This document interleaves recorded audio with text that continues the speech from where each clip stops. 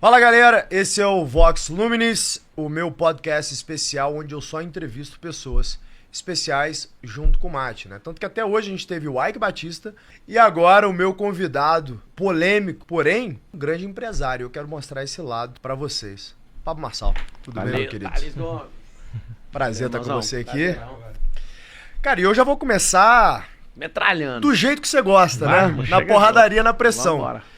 Eu quero te dar a oportunidade de você se desculpar por ter falado mal do Senna, irmão. Que ele é um ídolo nacional. Você falou de forma jocosa ali sobre as realizações do Senna. E que na percepção do público, era como se você estivesse se colocando acima do Senna. Jamais. Explica esse negócio aí. Na verdade, Thales, primeiro, obrigado aí pela oportunidade e parabéns pelo G4 Educação. Aí vocês estão bombando, a gente acompanha. Obrigado, e vocês têm inspirado muita gente. Obrigado. Cara, sobre o Senna, eu tava dando uma aula ao vivo e eu tava falando, como eu sempre falo, eu tenho carro do Senna, eu tenho o ingresso da última corrida dele, eu tenho um quadro dele pintado, um quadro que é edição especial, na minha garagem, eu tenho um respeito pelo Senna, todos os meus escritórios têm os carros de corrida do Senna, então assim... E eu tava dando aula e uma aluna falou assim, cuidado com idolatria com o Senna, porque você fica falando toda hora do Senna. E aí, cara, você e milhões de pessoas assistiram o corte, onde eu falo, peraí, vamos equalizar o Senna, então não teve maldade da minha parte, mas eu falei merda, né? De um lado, sempre falando bem do Senna, o Senna, pra mim, é o maior brasileiro nos últimos 500 anos. Quem é? Eu tenho 1,5 milhão de alunos. Então todo mundo sempre ouviu nas modelagens, tudo que eu peço, cara, Ayrton Senna. Quer correr na chuva, treina na tempestade, que o Senna é uma grande inspiração. Só que aí, cara, quem não assistiu o contexto fica doido, porque a fala é um estrume. Então foi tirado de contexto. Esse que foi tirado e também falei merda, porque... Eu acredito que depois desse bombardeio, se você consegue falar algo que mesmo fora de contexto é ofensivo, você não deveria ter falado. Então me arrependi, falei merda mesmo. Mas não foi com a intenção de denegrir, foi na intenção de equalizar, porque eu sempre falo muito bem do Ayrton. Agora a parada é a seguinte, Pablo, pessoas como você, vocês estão o tempo inteiro on cam, né? Tem uma câmera o tempo inteiro filmando o que você tá falando e tal. E principalmente pessoas que conseguem atingir a prosperidade, no nível que você está atingindo, que você vem construindo, você acaba virando vidraça para todo mundo jogar pedra, né? E a verdade é, qualquer ser humano que vive esse nível de exposição, uma hora vai dar um deslize. Todo mundo erra. Todo mundo fala coisa que se arrepende. Eu acho que a virtude aqui é a admissão do erro. Falar, eu errei, eu me arrependi, e a visão é diferente. Por mais que tenha sido tirado de contexto, em algum momento talvez você... nunca se sabe o que estava passando pela sua cabeça no momento. Não sabe como é que foi teu dia, né? Acho que no final do dia, talvez ali, a fala que você vem hoje a se arrepender, naquele momento fazia sentido por causa de alguma coisa que você estava passando ali, eu tava ali rebatendo. Falei merda mesmo e acabou. Tá arrependido já e resolvido.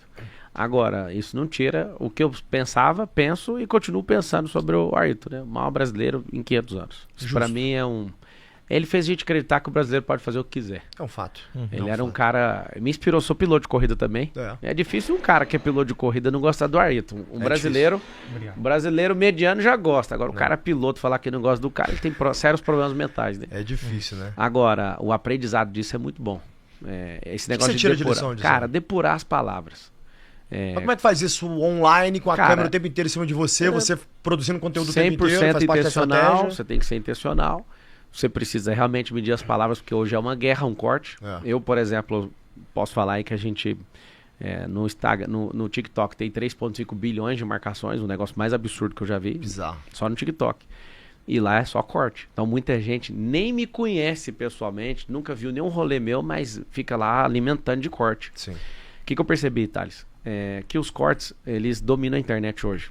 Eu, em 2006, quando eu trabalhava numa grande companhia telefônica, a Oi Brasil Telecom, eu ouvi de um cara que estava implementando EAD no Brasil, em 2006 foi o ano. Ele falou assim, o futuro da educação vai ser microconteúdo. Eu ri pra caramba, porque os conteúdos em 2006 na internet levavam 1h20, 1h40 a aula.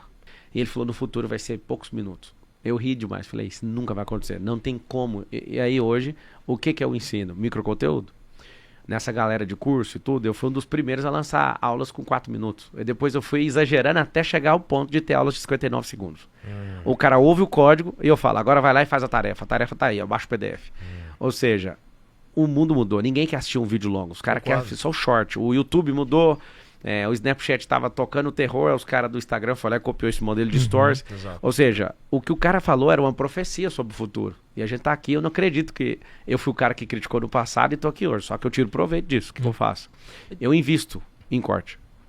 Então eu patrocino. De onde que veio essa ideia, assim, essa inspiração para aplicar isso de maneira sistemática? Porque você, pelo que eu entendi, né, que a gente percebe aí é que, poxa, você tem um grupo de pessoas que fazem esses cortes, que fazem essas publicações, etc.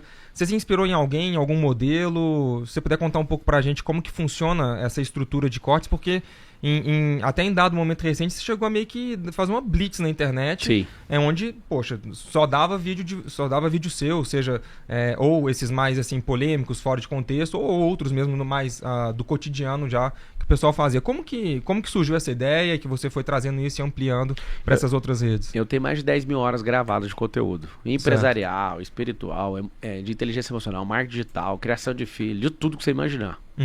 E aí o que eu fiz? Eu fiz o campeonato de corte. Eu vi o cara que foi mais pesquisado na internet em um ano, chama Andrew Tate.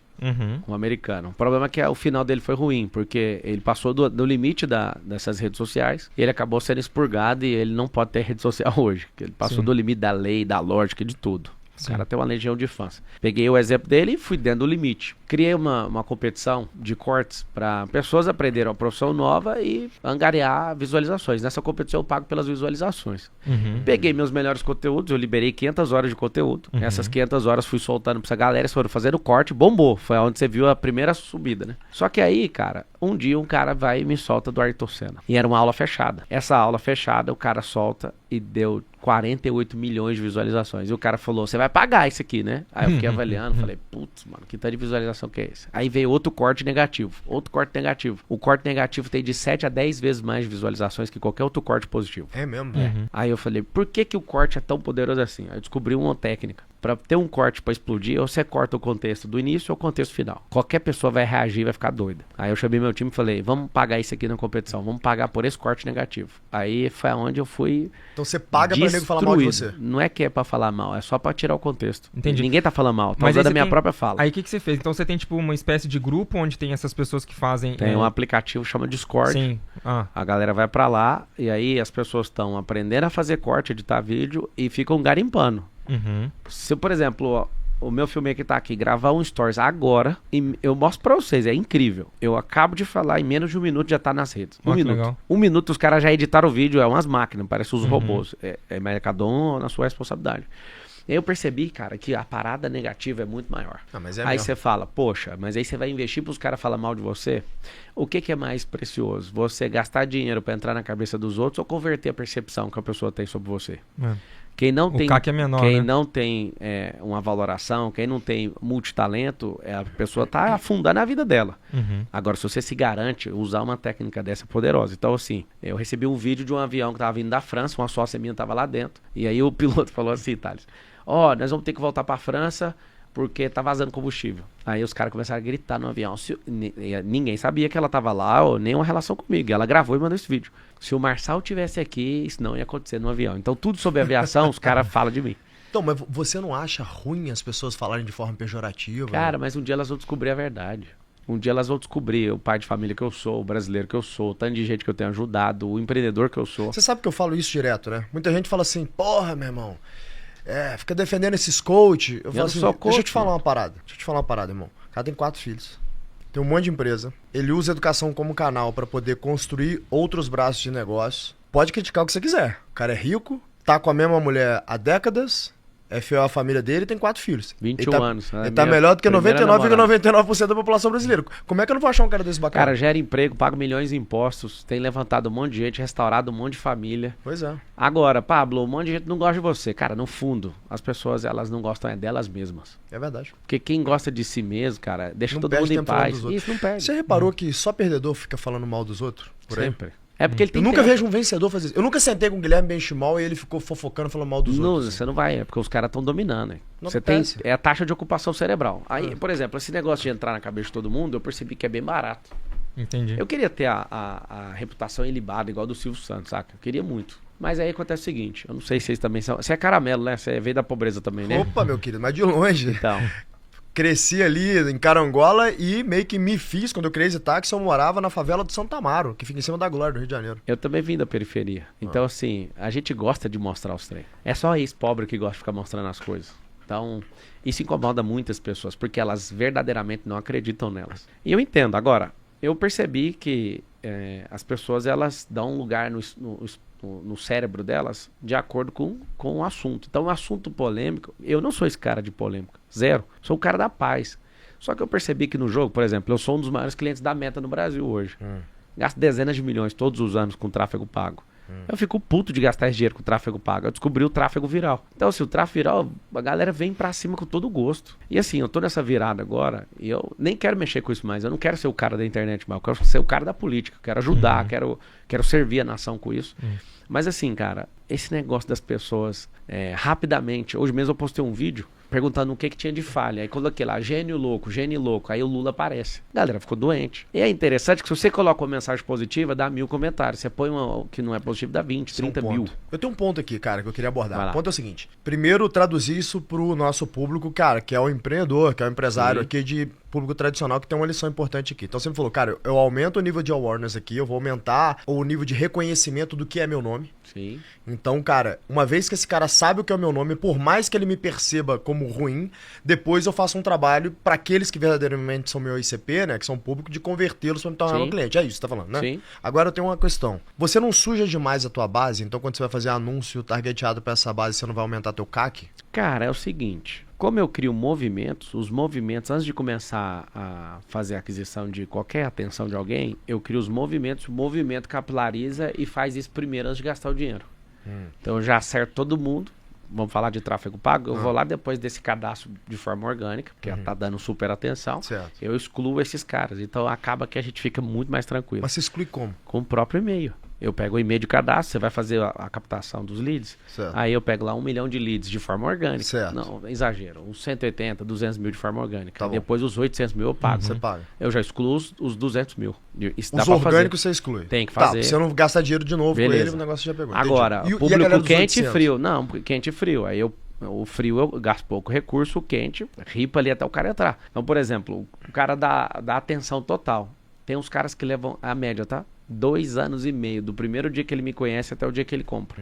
2 anos e meio. Você vai nutrindo ali e tal, com Cara, conteúdo por isso que gratuito. não pode parar. Conteúdo gratuito é 99%. De nutrição. O tempo todo. Mas você faz outras coisas. Você deve fazer evento fechado pro cara que tá Faço, quente, mas vai ser ticket assim, maior. Eu tenho mentoria, hoje tem 120 pessoas numa mentoria de 250 mil reais. Tá. É outro público. Ninguém na internet nem sabe que eu mexo com isso. É verdade. Porque eu só vendo fechado. Eu só tenho um vendo amigo meu mentoria. que ele é de uma mentoria fechada sua. Então, é um negócio bem menor mesmo. Ninguém sabe disso, porque eu não faço nem propaganda. Não tem tráfego pago acerca Que nem disso. adianta fazer propaganda disso, né? Negócio de 200 prata, pô. O cara entra no outro treinamento de 20, esse eu abro. Aham. E é só lá dentro que eu faço a disponibilidade para alguém entrar. Ah, entendi. Entendeu? Então você traz ele pra um treinamento de É outra 20, realidade, depois você outra realidade. faz o upsell ali dentro daquele treinamento de E 20. é só quem tá lá dentro. Então Entendi. a gente pode usar essa máxima que a gente usa na publicidade.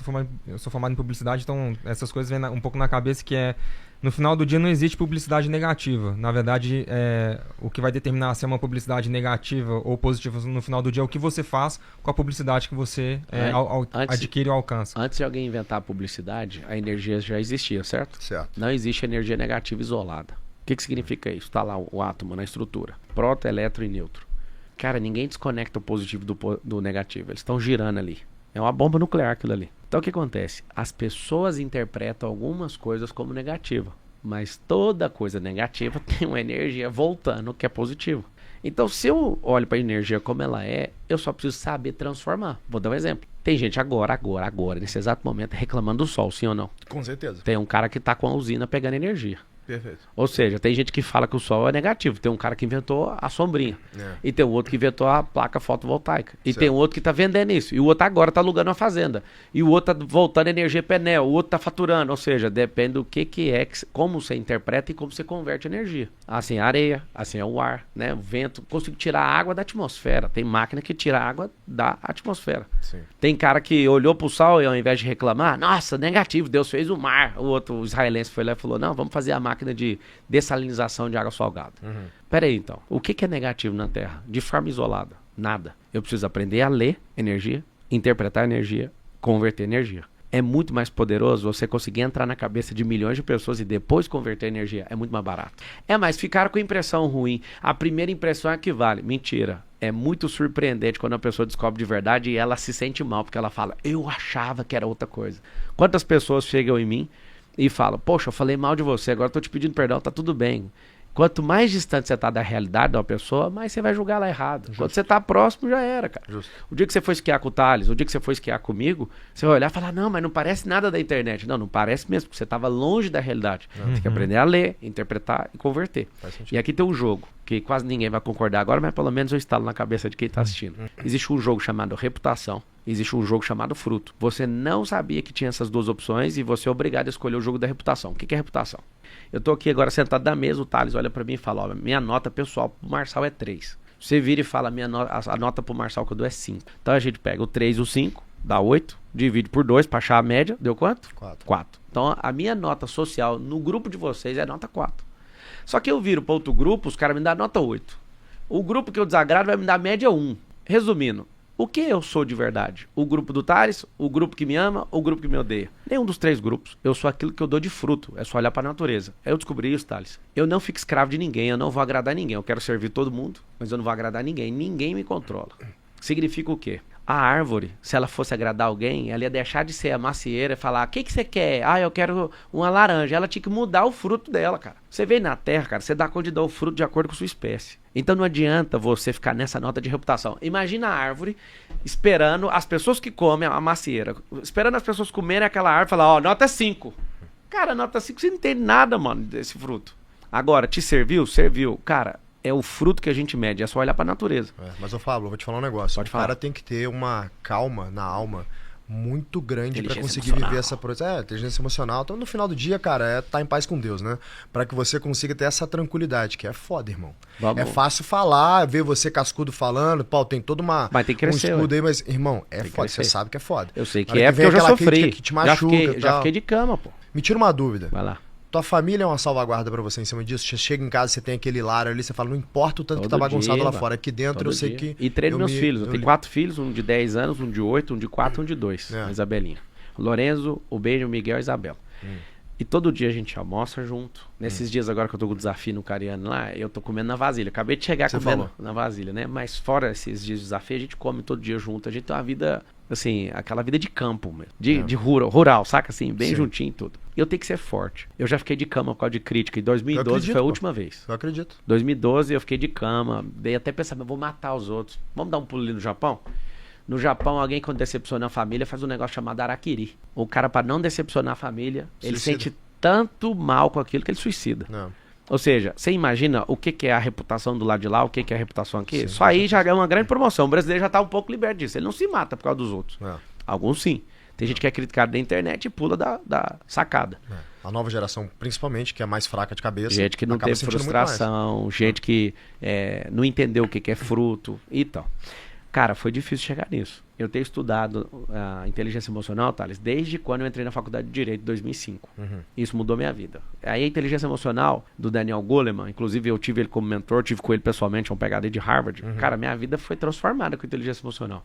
Aí eu fui andar atrás de um cara chamado Joseph O'Connor e John Seymour, que é de programação neurolinguística. Aí meu cérebro deu uma amadurecida, porque eu percebi que eu posso programar meu cérebro do jeito que eu quiser. Tem gente que tá aí na Terra e fica assim, poxa, eu vou aqui aprender com o Thales. Ele senta aqui, gosta demais de você, vai embora, não muda nada. Só que ele precisa aprender a ressignificar. Faz sentido. O cara, se ele ouvir você é o melhor cara. Eu tiro o chapéu pra você. Obrigado. Você é o melhor cara pra ensinar empreendedorismo. Da onde você saiu, a empresa que você vendeu, você fez o que ninguém da onde que você veio conseguiu fazer até agora. Eu não tenho outro case. Beleza, o cara olha pra você e fala, ele é foda, ele é isso, e vai embora. Não vai mudar a vida dele. É verdade. Agora, se ele entender seus significados e as experiências que você teve, ele vai mudar isso na cabeça dele. Nossos negócios hoje valem bilhões, não é porque eu sou esforçado, porque jamais eu conseguiria fazer isso. Foram as pessoas que eu conectei e os códigos que eu fui pegando. Você faz parte desse percurso também. Legal. No percurso peguei aqui, ó, o Thales. Cara, ó, ele pensa em vender empresa. Eu nunca imaginei fazer isso. Depois que eu conectei com o Flávio, com o Wizard, que é esses caras de equity, eu comecei a comprar empresa. Compramos muita empresa já.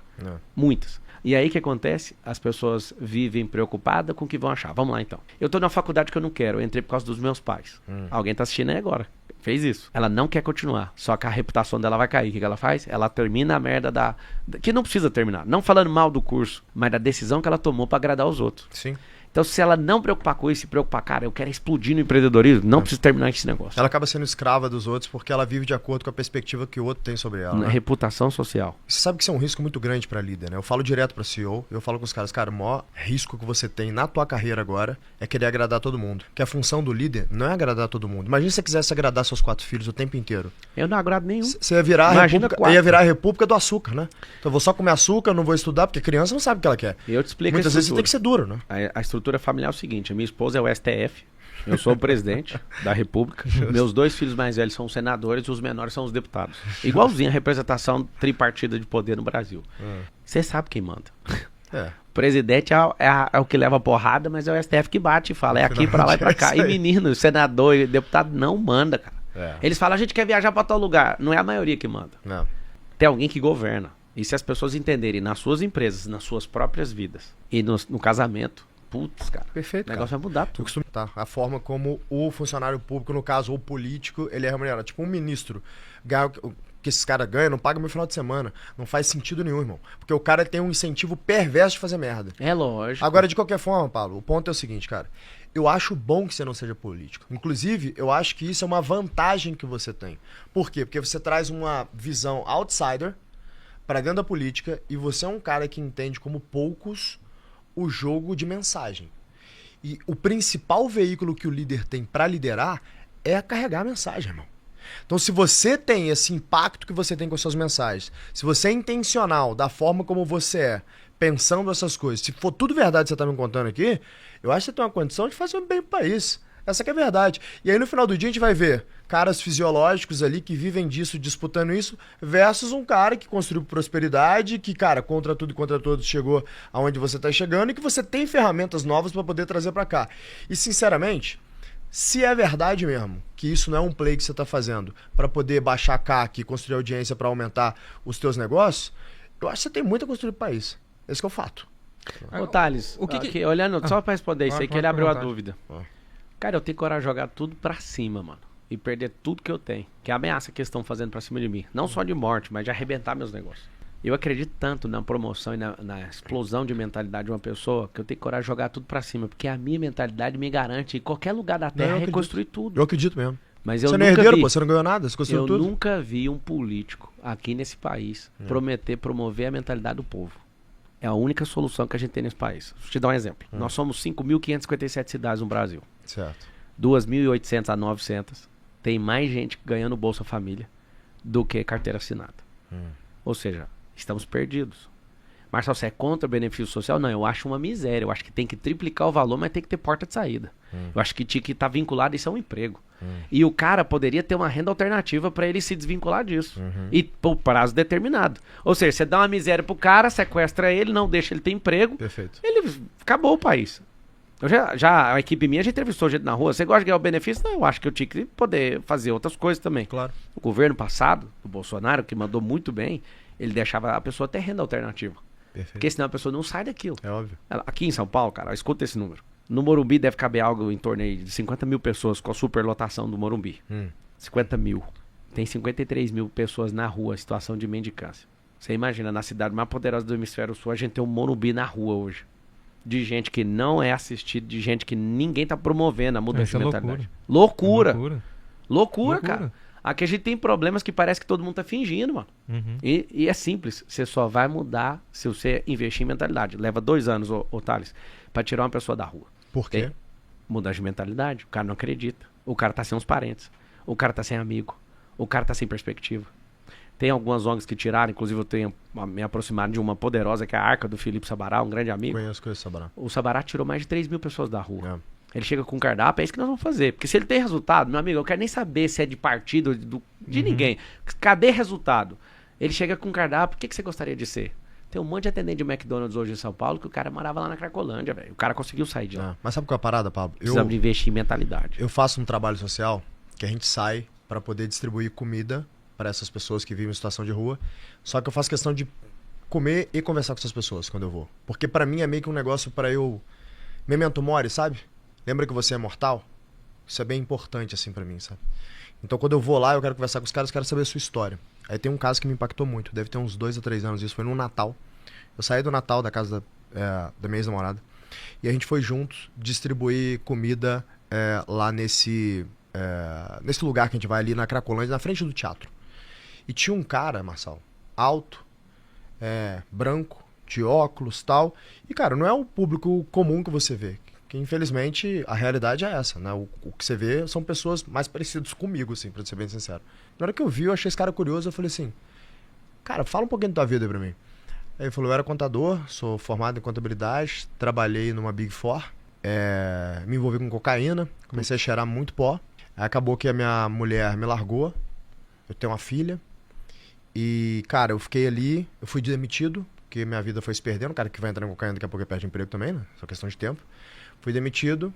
3, 4 meses eu já não tinha mais dinheiro. Eu tinha vergonha de pedir ajuda pra minha família. Eu não tinha coragem de falar com a minha mulher, porque ela não queria me ver nem pintada a ouro aí, mesmo que eu não ia voltar pra ela e falar que eu, tô nessa situação. Mais ou menos uns 6 meses eu tava na rua e aqui eu tô. Já tinha uns 3 ou 4 anos que esse cara passou por isso. O problema ali é o seguinte, irmão. A rua tá logo ali, porque o brasileiro não tem poupança. Eu não tenho esse percentual não, tá? Mas talvez a edição aí pode puxar. Eu acho que a gente consegue esse dado fácil aí. Quantos por cento da população brasileira que tem poupança? E talvez se conseguir puxar por tier, quantos por cento da população brasileira que tem mais de 6 meses de vida de poupança? Eu chuto que não tem 1% da população brasileira que tenha de poupança mais de 6 meses de custo de vida. Eu chuto que não tem 1%. O valor absoluto é mais de 700 bilhões, a maior poupança do mundo. Mas olhando pro povo... Mas isso não tá na mão da galera, não. Isso é concentrado em um pequeno grupo de pessoas, tá? 1% da população, das famílias brasileiras vivem com mais de 20 mil reais por mês, tá? O que eu tô falando é outra coisa. Falando na poupança mesmo do banco. Aqui não é nem corrigida pela inflação. A última vez que eu vi tinha mais de 700 O dado que eu tô falando é o brasileiro, tipo esse cara que tem poupança. Porque o problema é o seguinte, deu uma merda na vida dele. A vida dele é vender o almoço pra comer a janta. É isso. E aí o cara, é despejado, ele não consegue, velho, sair daquela situação de rua. Então, muitas vezes, o cara tá na rua por vergonha. Você sabe o que eu tô pretendendo fazer? Colocar uma mesa com um banquete lá no meio da rua, lá na Cracolândia, e trazer os caras que eram de lá e mudaram de vida. Eu não tenho que convencer os caras. Eu sou o cara que deu certo. Eu quero te mostrar o cara que tava aqui há 6 meses atrás. O cara tava um ano atrás. É um cardápio. Vamos sair daqui, vamos virar pintor? Você quer ser atendente em tal lugar? Você quer ir pro telemarketing? Você quer ir pra onde? Ajudar o cara a pegar na mão, só que tem que insistir. Não é uma política eleitoreira, é uma política institucional pro país. A gente tem que tratar isso como se fosse um negócio pra nós. Vou te falar por quê. Pensa 50 mil pessoas deixando a cidade, aumentando a criminalidade da cidade. Vamos olhar como se fosse só um negócio, tá? Esquece a parte humana.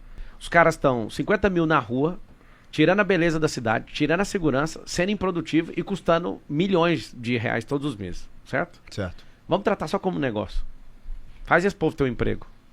Aumento de renda, aumento de imposto, aumento de produtividade da cidade. Não, 50 mil pessoas a mais. O que a gente precisa? De ajuda de empresas, de ONGs, de instituições religiosas. Só que aí vem o socialista, não sei da onde, fala, não, a gente não pode deixar a igreja nem falar no presídio pra dar uma doutrina correta pro cara e nem aqui pra tirar ele da rua. Ou seja, mano, você não tá ajudando, cala a boca. É isso aí.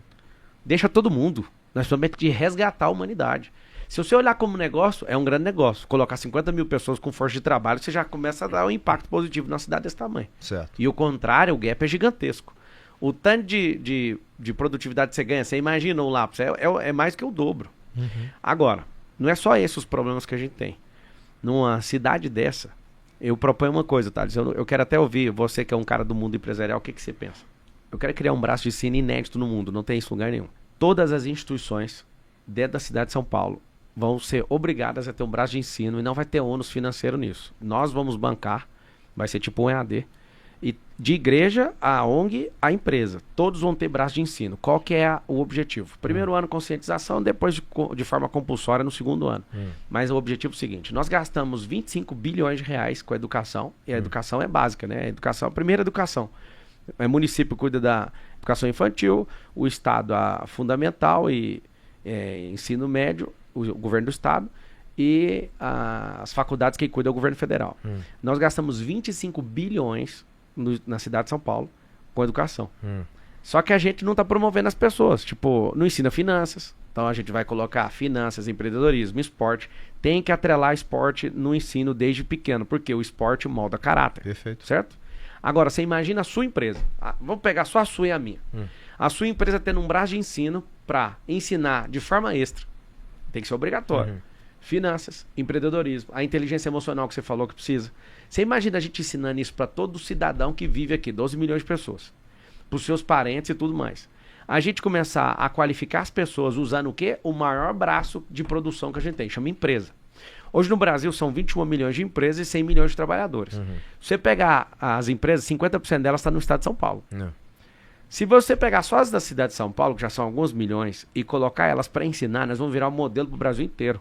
O que eu quero com São Paulo é governar para mostrar o Brasil do futuro. É melhor ser prefeito de São Paulo que presidente do Brasil, não sei se você sabe disso. Por quê? Pela autonomia. É menos gente atrapalhando, é menos sensacionalismo, é menos escola do professor Raimundo lá na Câmara, que ali virou um show, é a sensação que eu tenho quando eu vou lá. Fui eleito deputado e tomaram a minha eleição, meu mandato. Cara, a sensação de saber que a gente tem a chance de construir o Brasil do futuro nessa cidade, porque essa cidade aqui todo mundo vai copiar. Imagina, daqui 3 anos.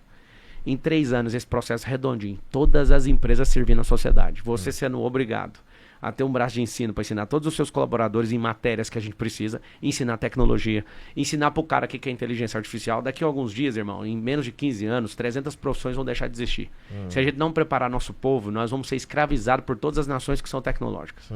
Nós não temos um cara aqui fazendo uma marca de carro e tá desembarcando um navio chinês aqui, esse povo vai dominar a gente. Tem alguma coisa contra o chinês? Nada, mas se eles embirrarem com a gente, eles quebram a nossa balança. É o país que mais compra da gente. Nossa indústria tá fraca por causa disso. A gente não tem mais pensador. E os maiores do mundo. Você sabe de inteligência artificial? Então vou levar você. Compra o pacho de todo mundo aqui. Nós não temos orgulho do nosso próprio povo, cara. A única forma desse povo aqui mudar é com o ensino. Não tem outra. Só que aí fica esses demagogos. É o dinheiro da educação. Vou te falar por baixo. 50% desse dinheiro no Brasil é desviado. Eu tenho certeza disso. Agora, se eu obrigar você como empresário, não vou te dar ônus. Mas vou te obrigar, vou te dar tecnologia. E vou te treinar. E você ensinar esse povo e mostrar que isso é capaz, meu amigo, que dinheiro público que a gente gastou fazendo isso? Responde isso pra mim. Não. Nada. Nós temos que usar a maior locomotiva do país, que é o empreendedorismo, para libertar o povo, porque o empreendedorismo liberta. Com certeza. Então, agora você pensa, o impacto disso, a gente fazendo esse nível São Paulo. Se eu te perguntar agora, você tem vaga disponível aqui no G4 para as pessoas trabalharem? Tenho, O que tá faltando que eu já sei, que eu também sou empreendedor? Falta qualidade, pô. Qualificação.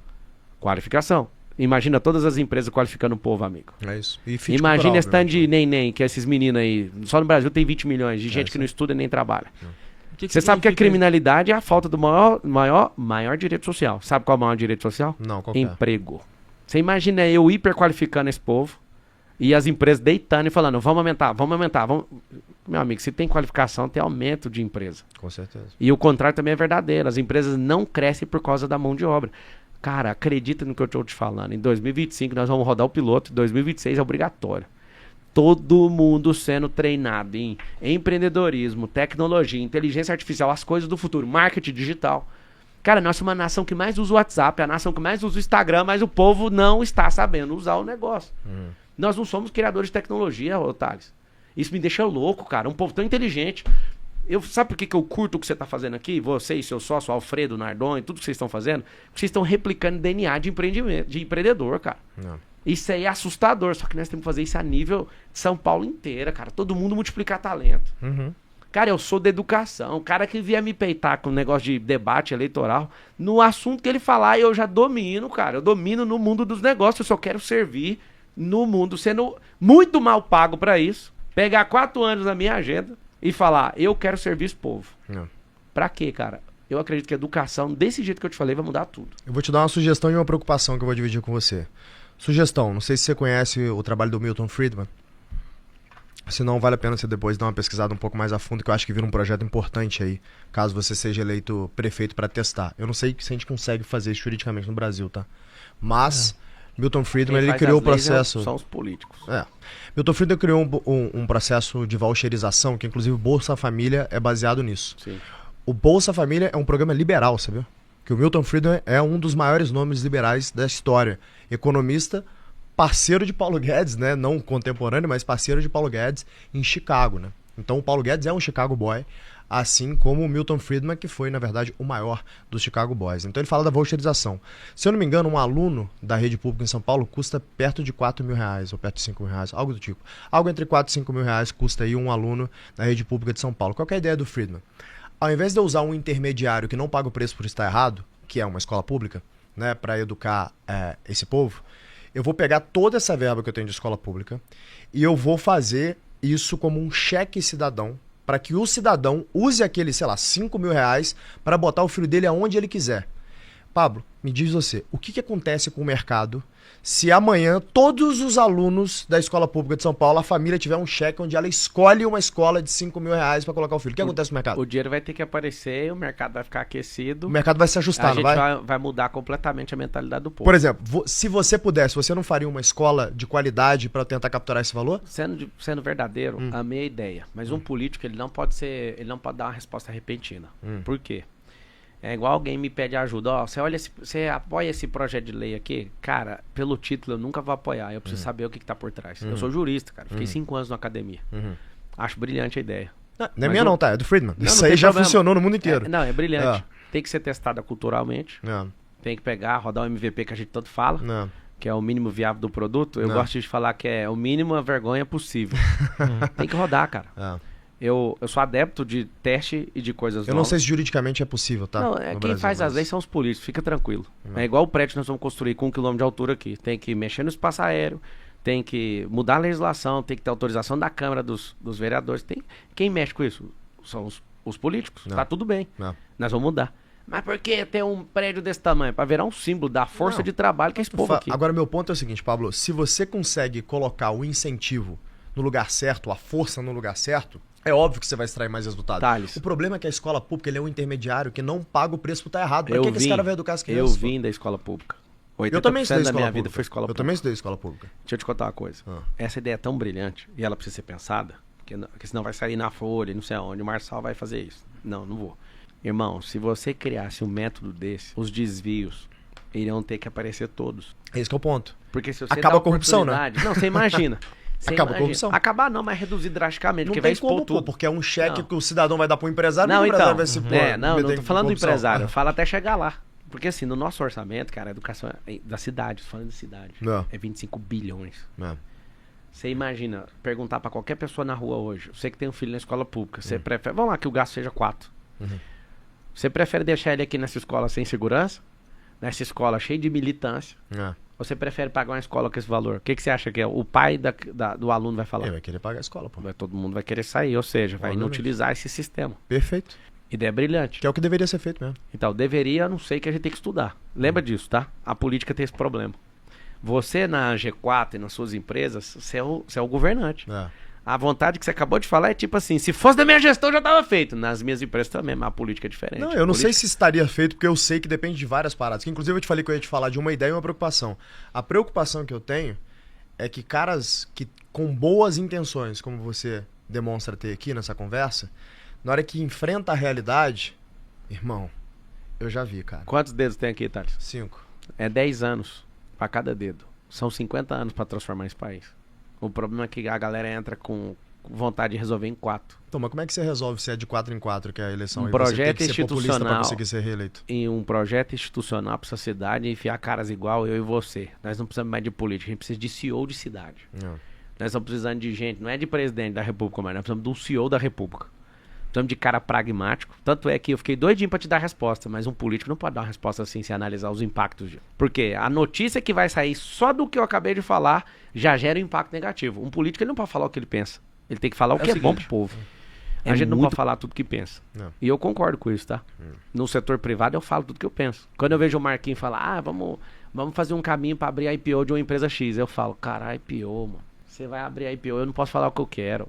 É a maior preocupação da minha vida. O sonho é não precisar de IPO, né? A IPO é uma forma de você financiar teu crescimento mais barato, mas se gera caixa pra caramba, como você consegue fazer no teu negócio, pra que você vai ter que fazer IPO, né? Agora, é o mesmo caso aqui, pô. Agora, segurar o que eu quero falar, pra mim é a matéria mais difícil de todas. Eu tenho certeza disso. Mas a política tá moldando a minha vida nisso. Tem que ser desse jeito. Agora, eu quero finalizar essa parte. Não vai mudar um país em menos de 50 anos. Por quê? Os esquerdistas, eles ficam querendo mudar toda a legislação, né? vamos autorizar aborto, vamos todo mundo usar droga, vamos... Eles estão fazendo isso, sim ou não? A expectativa deles é destruir a nação. Só que eles não sabem. Pior de tudo é que os caras é militando uma coisa que não sabem o impacto que isso vai acontecer. Não. Se o cara estudar na antiguidade, entender o que significa a questão civil do casamento, a questão civil do casamento e da base familiar que formou o capitalismo. Opa, com certeza. Então, só que aí os caras querem destruir a família e não sabem qual que é o impacto disso. Porque o comunismo é o seguinte, Thales, comunismo é todo mundo igual, na miséria. O capitalismo não tem como todo mundo ter igualdade. É 2% do governo e quem quiser escalar que vá. Posso te fazer uma provocação? Essa geração descartável é uma geração que não respeita relacionamento, não respeita Deus. E um cara que conseguiu potencializar isso bastante é Charles Darwin. Darwin, ele tinha um bloqueio de paternidade, aí esse bloqueio levou a um bloqueio com Deus, ele virou um cara que era o assassino de Deus na época dele. Um grande cientista, trouxe grandes contribuições para nós. Mas o problema emocional dele não resolvido gerou uma catástrofe. Porque aí dessa relativização total do belo, a gente chegou na raiz de todo o problema, que é a identidade. Qual que é o caos hoje que a gente tem no Brasil e no mundo? E é generalizado, identidade. Por que você chama de identidade o caos? Porque é a base de qualquer ser humano é saber a sua própria identidade. Se eu pegar aqui o iPhone agora e desligar esse iPhone aqui, ó, vou desligar esse iPhone, em 2 segundos ele desliga. Certo. Vou ligar ele agora, vou segurar o botão aqui. A primeira coisa que aparece no iPhone, qualquer aparelho que liga, é a identidade. O ser humano esqueceu a sua. O Charles, qual que foi a contribuição que ele trouxe? Ainda nem ligou. A contribuição que ele trouxe é que a gente é prima ancestral de um macaco. Aqui, ó, identidade. Tá checando a primeira coisa. E o ser humano esqueceu disso. O ser humano acredita em tudo, menos que ele é imagem e semelhança do Criador. Os caras nos obrigaram, você estudou na escola, eu também, a pensar que a gente veio do macaco. Você chama um ser humano de macaco, é racismo. Eu não consigo entender a lógica disso. Presta atenção na loucura que eu tô falando. Isso é um ensaio pra loucura. Certo. A galera hoje tem 32 ideologias de gênero e só tem 2 em Gênesis.